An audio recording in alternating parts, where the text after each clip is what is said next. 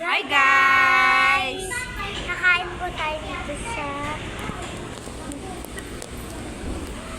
Ano to? Jollibee. Jollibee.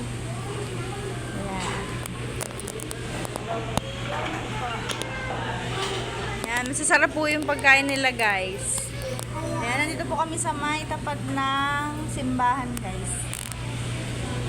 Ay, ito po si ate Aling Maliit natin. Yan.